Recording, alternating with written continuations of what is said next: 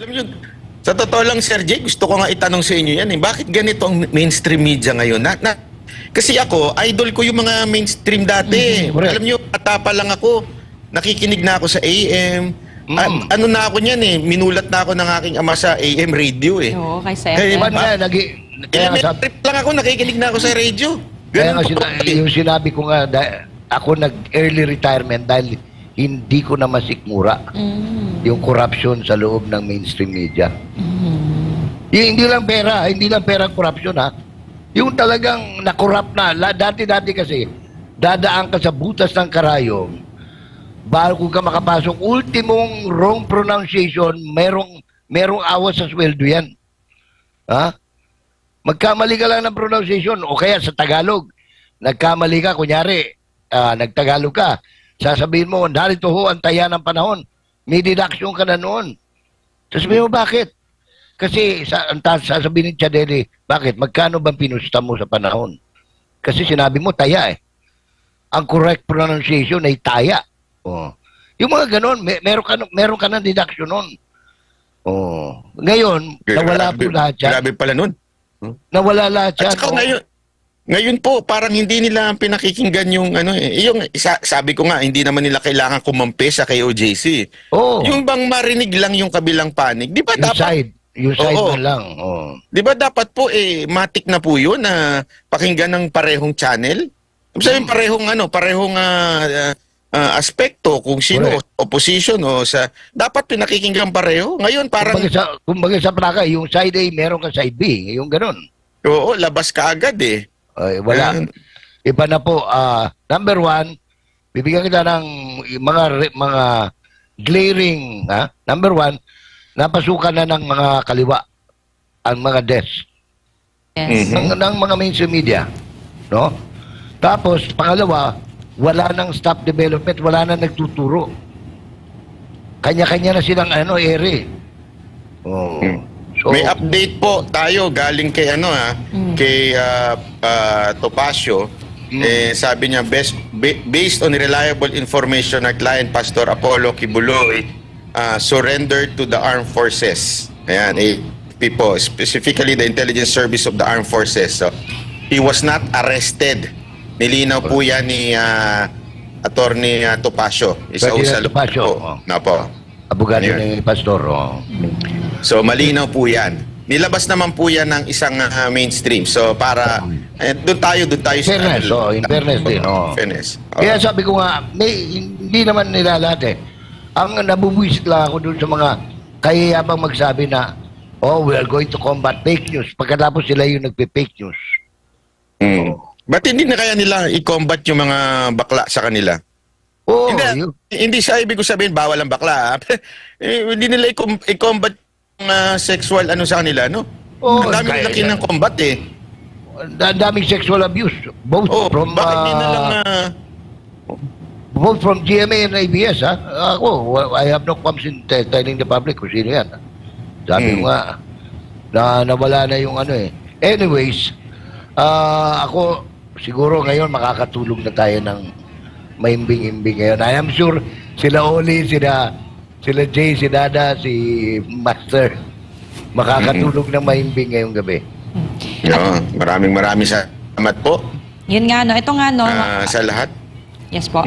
Meron nga tayong comment dito, no? Sabi po niya, isoli nyo na mga gamit ng Amerikano, walang kwenta palang mga yan. Alam mo, isa pa yan eh.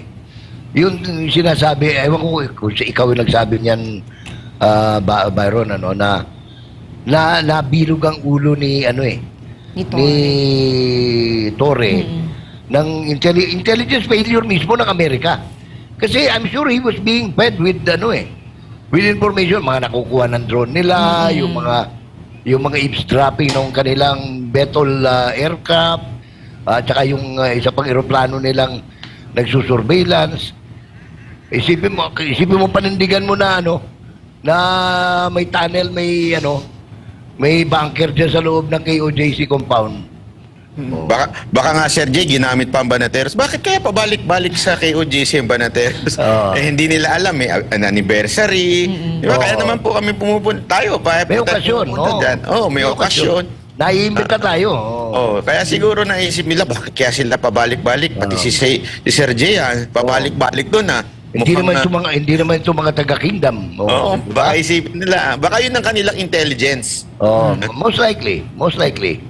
Sir Jay tsaka Sir talaga. Banat, diba, confirm na sumuko si Pastor sa mga sundalo, pero meron tayong mga natatanggap na report, bakit daw dumiretso sa krame yung coaster daw na sinasakyan ni Pastor. Kwan yan, it's a turnover kasi. Kasi ang arresting officer, it's either NBI or police, no? In this particular case, ang may hawak ng alias warrant, yung PNP. So, it's a turnover yan doon for record purposes. Pagkatapos, it's a turnover yan hindi sa krame, kundi sa, sa Regional Trial Court ng Pasig at saka Quezon City. Isasauli po yung warrant of arrest at sasabihin na respectfully return to the presiding judge RTC branch so and so. The subject, ganyan. Ganun yun. Ibig sabihin, tapos na. Tapos na yung pag-serve ng warrant. Kasi ilalagay naman because the hearing subject personally surrendered to the intelligence service of the Armed Forces of the Philippines and was turned over to, ganito. Mga ganun lang yan. For administrative purposes lang yan, Almar. At saka expect na natin. Talagang i-deny nila yung gusto nila kasi talaga yung credit eh. Expect na natin na magpapalabas sila ng fake news na sa PNP. Kasi palpak eh. Mantakin nyo sabihin na hindi sa PNP. So sinayang ni Tory lahat na resources. Tapos doon pa lang susuko lang naman pala sa AFP. So talagang nila, paninindigan nila, ego nila yan. Hindi nila sasabihin na sumuko sa AFP. Alam ko kasi nila na hindi naman magsasalita ang AFP. Hindi ho ugali ng AFP magsalita. Kaya paninindigan nila yung kabalastugan nila para naman hindi sila pahiyang-pahiya. Diba? Pero alam naman po natin meron na hong naglabas, hindi lang naman po ang SMNI, iba pang mainstream media. Marami na. Na naglabas na talagang pinangalanan pa po. Bakit hindi nyo tanongin yun? Diba? Bakit may pangalan pong ibinigay kung si kanino sumuko? Bakit hindi kay Major General kay Major General Edmundo Peralta. Sabihin, kung may ganyang pangalan, ang daling i-deny ni Major General yun, di ba? O bakit hindi? Di ba? So, simple lang yun. Tsaka kasi, ang ISAP, ako sa pagkakaintindi ko for the last so many years na nasa media ako, yan? Kasi nga, intelligence service hindi mo i-expose yung sarili mo dahil masusunog yung mga yung mga agent mo. Kaya nga sila effective kasi wala silang kayabang-yabang. Yes. Sir, meron lang kung babasahin. Ang sabi nitong, meron nagsabi Okay po.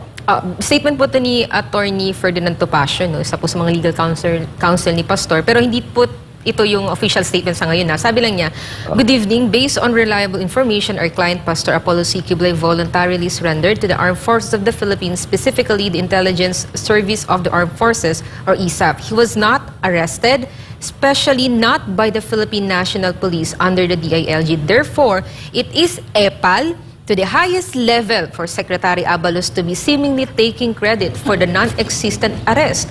As usual, Pastor Kibuloy's legal team shall continue to protect his rights under the Constitution and the laws as we prepare for his defense." So, EPAL to the highest level ka daw, Abalos. Yun. Ay, grabe. Kasi I'm sure ang gagawin ng mga abogado yan is they will petition the court kung saan siya madidetain, kung sa ISAP holding area ba o kung saan. Pagkatapos niyan, I am sure they will also... So, kanina nga ho nag-post si Abalos na sumuko na daw si Pastor Kibuloy. Hindi po totoo yon.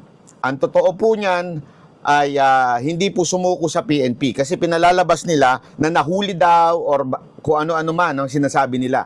Hindi po nahuli ng PNP, hindi po sumuko sa PNP.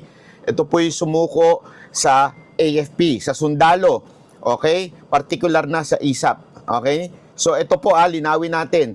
Ang ISAP po kasi, pag nagtrabaho yan, tahimik yan. Sa kanila, sumuko si Pastor Kibuloy at sila po ay isosurrender po nila sa kapulisan bilang kautusan ng korte. Kasi tandaan po natin, ang mga sundalo ay hindi ho pwede makialam sa pagdating sa mga korte-korte, dapat po nag-implement yan ang pulis, ang PNP. Kaya nga po ito lang, ay paalala lang po, lalabas dyan, bida-bida na naman si Abalos, bida-bida na naman si Marbil, at siyempre ang yawang si Torre, bida-bida na naman. Pero isang ang katotohanan dito, napahiya po si Torre. Malino po, napahiya si Torre at yan po ang sinasabi ng mga taga-KOJC. Kaya nga sinasabi natin, tagumpay. Tagumpay po. Anong ibig sabihin nun? Tagumpay in a sense na totoo ang sinasabi ng mga taga-KOJC. Hindi po nagtatago sa loob ng KOJC si Pastor Kibuloy. Sumuko po siya sa AFP, sa ISAP. Again, tahimik po ang ISAP na hindi po nila i-claim yan, hindi po nila sasabihin yan dahil po sila ay simple lang magtrabaho. Pero kaya nga magandang nangyari kasi po sa ISAP, hindi ho, ang mga taga-ISAP po kasi mga profesional. Yan po ay mga talagang nakita natin, hindi po dumanak ang dugo dahil sa kanila po dumaan. Pero kung kay Torre yan, o di kaya kay Marbil, naku po, kita nyo naman kanina, 10,000 ang pinadalang mga kapulisan. Kung sa kanila po yun, malamang sa malamang, gulo na ho ang nangyari. Madugo na ho. Ganyan to ang tanong ng iba. Sandali. Di ba dahil sa pagpe-pressure ni Torre, kaya sumuko si Kibuloy, si Pastor Kibuloy? Hindi po. Planado na po yan. Sigurado ako, hindi ko pa po alam, sigurado ako na yan po ay planado na ni Pastor Kibuloy. Malamang sa malamang, hindi ko po ito personal na kaalaman malamang sa malamang ay meron na po silang kasunduan before ng AFP o ng ISAP. Hindi natin alam. Pero for sure, sabi nga ni Pastor Kibuloy noon pa, hindi naman niya tatakbuhan ito. Sinasabi niya sa tamang forum lang, sa tamang mga tao lang. Ang problema po kasi ngayon, kung dumaan po sa PNP yung pagsuko, hindi natin alam kung saan idediretso si Pastor Kibuloy. Di ba sinasabi niya, mga Amerikano ang gustong magpahuli at Amerikano ang nag-utos sa kapulisan natin? Malamang sa malamang, kinuha na po siya at dinala na sa Amerika. Kaya nga po sumuko na lang sa sundalo. Siguradong meron na silang kasunduan na hindi sila isusuko sa Amerikano. Yun lamang po ang gusto ni Pastor Kibuloy. Ibig sabihin, tagumpay po yung pinaplano ni Pastor Kibuloy na harapin ang kaso sa Pilipinas. Hindi yan ang issue. Ayaw lang niya na sa Amerika. Kasi sa Amerika, alam naman natin kung gagawin sa kanya. Malamang, sigurado, baka palabasin na tumakas, na nanlaban, dahil gusto siyang mawala ng Amerika. So ganito ang nangyari, kaya tagumpay ito para kay Pastor Kibuloy. Dahil palpak po ang lahat ng intel nito ni Torre na nasa loob ng KOJC. Palpak po lahat ng pinagsasabi niya, lahat ng paghuhukay niya, palpak. Sa totoo lang, nakakatawa siya kasi ground commander na walang kaalam-alam. Mantakin mo sabihin niya sa press, wala po akong alam dyan, kay Abalos, tanungin, o kaya tanungin nyo lang spokesperson ng PNP. Ibig sabihin, hindi po siya kasama doon sa inner circle na nag-uusap. Ganun Torre, walang kaalam-alam sa nangyayari. Kita mo naman, pahiyang-pahiya ka dyan, wala kang kaalam-alam. Ibig sabihin po nun, isa kang payaso o clown, di ba? Tama ba ako? Tagalog ng clown is payaso.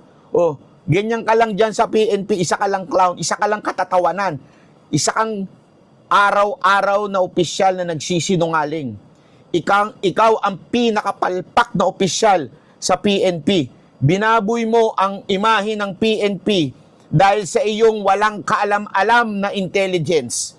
Pero mantakin mo, dinala mo ang lahat na resources dyan, ginastusan mo ng kung ano-ano, yung pala wala dyan sa loob. Anong tawag sa'yo? katatawanan, isang payaso, isang clown. Hindi mo alam kung asa nangyari yung pagsuko. Di ba? Mas nalaman pa natin. Ako po, A1 ng information natin na sa ISAP sumuko si Pastor Kibuloy sa AFP. At, eto ha, abangan ninyo sa mga balita, hindi po palalabasin na sa AFP siya sumuko, hindi po palalabasin sa ISAP siya sumuko. Kasi gustong maging credit ni Abalos ito. Dahil alam naman natin si Abalos tatakbong senador. So, palalabasin nila kay Abalos sumuko.